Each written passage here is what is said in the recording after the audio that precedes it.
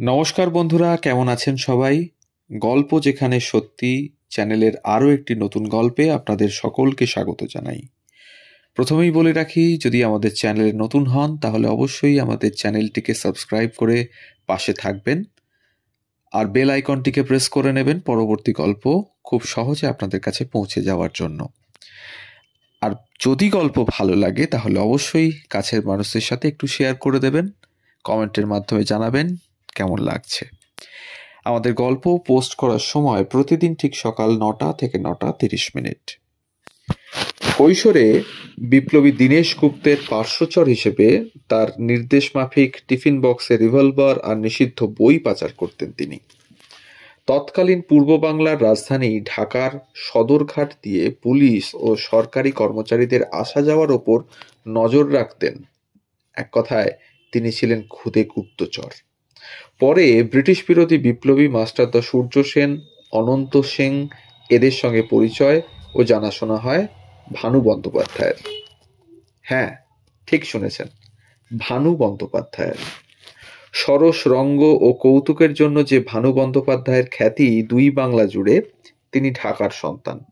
তাই হয়তো সব জায়গাতেই ঢাকার ভানু হিসেবে নিজেকে পরিচিত করতে ভালোবাসতেন তিনি। আজ সেই ঢাকার ভানুর জন্ম শতবর্ষ পেরিয়ে গেছে। 1920 সালের 26শে আগস্ট ঢাকার দক্ষিণ মৈশুণ্ডি গ্রামে, সেই সময় বিক্রমপুর, জিতেন্দ্রনাথ বন্দ্যোপাধ্যায় ও সুনীতি বন্দ্যোপাধ্যায় দম্পতির ঘরে জন্ম নেয় এক শিশু। নাম রাখা হয় সাম্যময় বন্দ্যোপাধ্যায়। তার ভালো নাম সাম্যময় বন্দ্যোপাধ্যায়।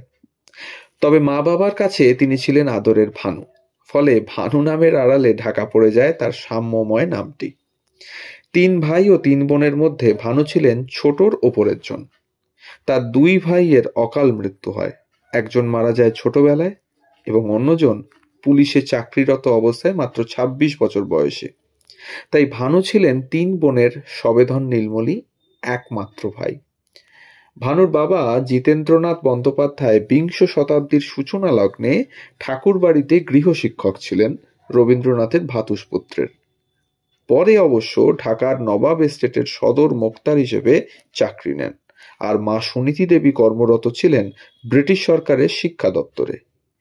বাবা মা সরকারি কর্মচারী, ফলে ব্রিটিশ সরকারের বিরুদ্ধাচরণ ও ব্রিটিশ বিরোধী মত প্রচার ও প্রকাশ করা ভানুদের বাড়িতে ছিল কঠোরভাবে নিষিদ্ধ। তা সত্ত্বেও 12 বছরের ভানু লুকিয়ে যোগ দেন স্বদেশী আন্দোলনে।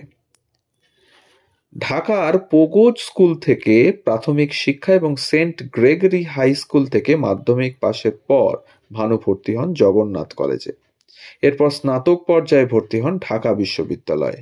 এখানে তার সতীর্থ ছিলেন সাংবাদিক নির্মল সেন, আর বিশ্ববিদ্যালয়ে অধ্যাপক সত্যেন বসু, ডক্টর জ্ঞান ঘোষ ও মোহিতলাল মজুমদারের প্রিয় ছাত্র ছিলেন ভানু।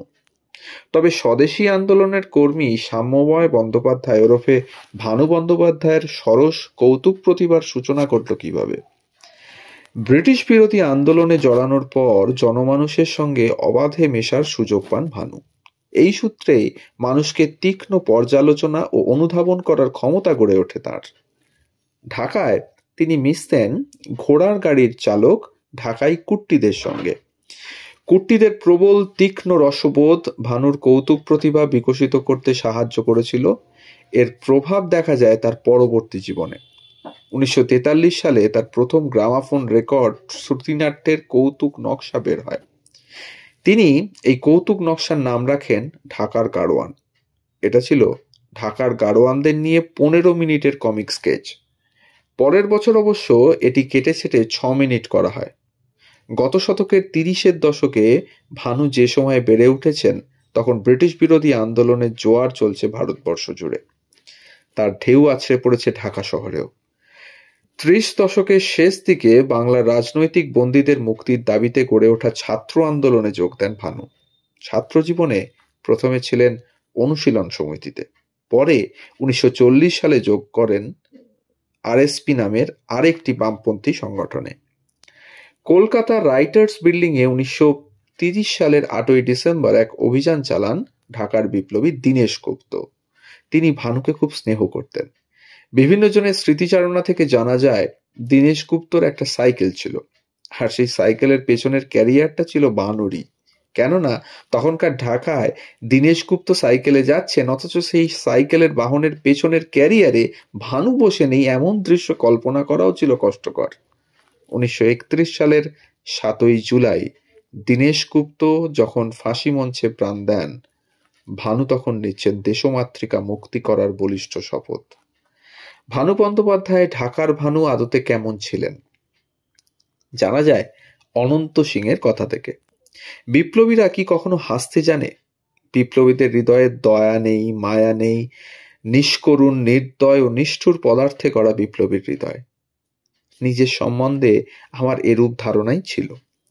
তার একমাত্র কারণ আমার চারিপাশে বন্ধুরা আমাকে এই বলে সম্মোহিত করে রেখেছিল যে আমি অতি নিষ্ঠুর, নির্দয় ও নিষ্করুণ। আমার হৃদয়ে কখনো কখনো করুণা, প্রেম, ভালোবাসা কোনো দিন কোনো স্থান পাবে না। তাদের এরকম মন্তব্য শুনে শুনে আমি অভ্যস্ত ছিলাম, কোনো রকম প্রতিবাদও করতাম না। আমার ভুল ভাঙলো সেই দিন যখন আমার প্রিয় বন্ধু কৌতুক অভিনেতা ভানু বন্দ্যোপাধ্যায়ের সান্নিধ্য লাভ করলাম। জমালয় জীবন্ত মানুষ, প্রথম একটি সম্পূর্ণ নতুন ধরনের সিনেমার ছবি আমি প্রযোজনা করি। শিল্পীদের সহযোগিতায় এই ছবিটি আমি সম্পূর্ণ করতে পেরেছিলাম। এই সময় ভানুবাবুর সঙ্গে আমার ঘনিষ্ঠ যোগাযোগ হয়। তখন বুঝেছিলাম যে তিনি কেবল কৌতুক অভিনেতা নন, তিনি বাংলাদেশের সিনেমার পর্দার, থিয়েটারের মঞ্চে, যাত্রার আসরের একজন সার্থক হাসির রাজা। ভানুবাবুকে আমি কেবল কৌতুক অভিনেতা হিসেবে দেখেছি তা কিন্তু নয়, তাকে আমি একজন বলিষ্ঠ দেশপ্রেমিক বলে মনে করি। এই দেশপ্রেমিক মানুষটি পরবর্তীকালে যিনি খ্যাতিমান অভিনেতা হয়ে গোমরা মুখের বাঙালিকে রসসাগরে ভাসিয়ে দেবেন, সেই ভানু বন্দ্যোপাধ্যায়ের মানস গঠন হয়েছিল ঢাকায়। কেবল মানস গঠন নয়, ঢাকাতেই রাজনৈতিক ও সাংস্কৃতিকভাবে সক্রিয় ছিলেন তিনি। এক সাক্ষাৎকারে ভানু বন্দ্যোপাধ্যায় তার ঢাকার সাংস্কৃতিক কর্মকাণ্ড সম্পর্কে বলেছিলেন, আমি যখন ঢাকায় অভিনয় করতাম তখন আমার প্রথম সারির দর্শক ছিলেন অধ্যাপক সত্যেন বসু, ডক্টর মোহাম্মদ শহীদুল্লাহ, ডক্টর রমেশচন্দ্র মজুমদার, কবি মোহিতলাল মজুমদার, কবি জসিমউদ্দিন, অর্থনীতিবিদ এইচ.এল. দে, ডক্টর এস.কে. দে প্রমুখ। তারা আমার অভিনয় দেখে বলেছিলেন, তোর হবে। ভানুর হয়েছিলও বটে। চলচ্চিত্র ও মঞ্চ জগতে কৌতুক রসের অভিনয়ে একটি সর্বাগ্রগণ্য নাম ভানু বন্দ্যোপাধ্যায়। ঢাকার ভানু কলকাতায় গিয়ে সিনেমায় অভিনয় শুরু করেন 1946 সালে। সে বছর 26শে ফেব্রুয়ারি সুশীল মজুমদার পরিচালিত জাগরণে অভিনয় শুরু করার মাধ্যমে চলচ্চিত্রের অঙ্গনে তার পা পড়ে। একই বছর সঙ্গীত শিল্পী নীলিমা বন্দ্যোপাধ্যায়ের সঙ্গে গাঁটছড়া বাঁধেন তিনি। 1946 সালে ভানুর চলচ্চিত্রাভিনয়ের যে যাত্রা শুরু হয়েছিল, সেখানে দিনে দিনে যুক্ত হয়েছে অজস্র পালক। 1949 সালে বিমল রায় পরিচালিত মন্ত্রমুগ্ধ, প্রেমেন্দ্র মিত্র পরিচালিত সেতু প্রভৃতি ছবিতে কাজ করার পর থেকে আর তাকে পেছনে ফিরে তাকাতে হয়নি। বিভূতিভূষণ মুখোপাধ্যায়ের লেখা থেকে কাঞ্চন মূল্য নামে এক চলচ্চিত্র পরিচালনা করেন ভানু।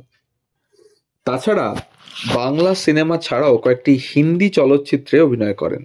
সত্যেন বোস পরিচালিত বন্দিশ, দুলাল গুহ পরিচালিত এক গাঁও কি কাহানি ভানু অভিনীত অন্যতম হিন্দি চলচ্চিত্র। অন্যদিকে এই অভিনেতার বিখ্যাত শ্রুতি নাটকের সংখ্যাও অনেক, যেখানে ঢাকার বা বাঙাল ভাষা ব্যবহার করে তিনি হাস্যরসের বন্যা বইয়ে দিয়েছেন। একটা উদাহরণ দিয়ে বলা যাক। একটা চরিত্রে ভানু বলছেন, আমি তো বাঙাল, আপনি কি? তার উল্টো দিকের চরিত্র বলছে, আমি আবার কি, বাঙালি।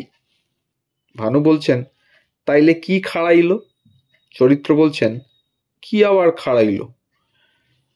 ভানু বলছেন, কথাটারে ব্যাকরণে ফেলান, আমি হইলাম বাঙাল আর আপনি হইলেন বাঙালি, তার মানে আমি হইলাম পুংলিঙ্গ আর আপনি হইলেন স্ত্রীলিঙ্গ। বস্তুত প্রবল রসবোধের কারণে ভানুর ছবিগুলো ফ্লপ হওয়া একটু কঠিনই ছিল। 250টির মতো চলচ্চিত্রে তিনি অভিনয় করেছেন। এসব চলচ্চিত্রের সংলাপ, উচ্চারণ ও ডেলিভারিতে তিনি ব্যবহার করেছেন ঢাকাইয়া উচ্চারণ ও ভাষাভঙ্গি, যা একই সঙ্গে তার অভিনয়কে জীবন্ত ও স্বতন্ত্র করে তুলেছে। সিরিয়াস অভিনয়ে একটু বেশি কাঁদলে ক্ষতি নেই, কম কাঁদলেও চলবে, কিন্তু কমিক চরিত্রের অভিনয়ে প্রপোর্শন জ্ঞানটা ভীষণ প্রয়োজন। খুব ভালো অভিনেতা না হলে ভালো কমেডিয়ান বা কৌতুক অভিনেতা হওয়া সম্ভব নয়। এই কথাগুলো বোধহয় ভানু বন্দ্যোপাধ্যায়ের কথা স্মরণ রেখেই বলা হয়েছে।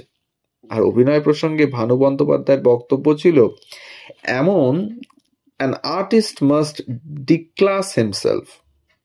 অভিনেতা যদি চরিত্রের সঙ্গে একাত্ম হতে না পারেন তবে তার পক্ষে কোনো শিল্প সৃষ্টি করা সম্ভব নয়। কেউ কেউ অবশ্য সহজাত শিল্প প্রতিভা নিয়েই আসেন, আর অন্যদের কঠোর চেষ্টার দ্বারা শিল্পী পর্যায়ে উন্নীত হন। আমাদের ভানু বন্দ্যোপাধ্যায় সহজাত শিল্প প্রতিভা নিয়েই এসেছিলেন। 1941 সালে হিন্দু মুসলমান দাঙ্গা শুরু হয়। এই কারণে সে বছরের 14 অক্টোবর ঢাকা থেকে এক বস্ত্রে এক পরিচিত জনের গাড়ির পেছনের সিটের পাদানিতে শুয়ে কলকাতায় যান ঢাকার ভানু। কলকাতার তিনি চলে গিয়েছিলেন বটে, কিন্তু বুকের ভেতর নিয়ে গিয়েছিলেন একখণ্ড ঢাকাকে। আর স্মৃতিময় সেই ঢাকার গন্ধ বুকে নিয়েই 1983 সালের 4 মার্চ তিনি চলে যান পৃথিবী ছেড়ে। কালোজয়ী জুটি উত্তম সুচিত্রার সঙ্গে একটি সিনেমা আছে ভানুর। সেই চলচ্চিত্রের স্মৃতি উল্লেখ করে এক লেখায় ভানু বন্দ্যোপাধ্যায়ের সম্পর্কে একটা মন্তব্য করেছিলেন সুচিত্রা সেন। সেটুকু তুলে ধরে এই গল্পের ইতি টানব। শুরু হয়েছিল সেই 74.5 দিয়ে, 50-এর দশকের প্রথম দিক সেটা। তা সে বিখ্যাত সংলাপ তখন এমনকি এখনো মানুষের মুখে মুখে ফিরে চলেছে, মাসিমা মালপোয়া খামু। এরপর দিন মাস বছর কাটছে, ভানুকে মানুষ হাসিয়েই চলেছেন, অনাবিল মুক্ত হাসি। দুঃখে যারা বিহ্বল, বেদনায় যারা বিধুর, ভানুবাবু তাদের মুখেও হাসি জুগিয়ে চলেছেন। বাংলা চলচ্চিত্র যতদিন থাকবে ততদিন ভানুও থাকবেন সমহিমায়।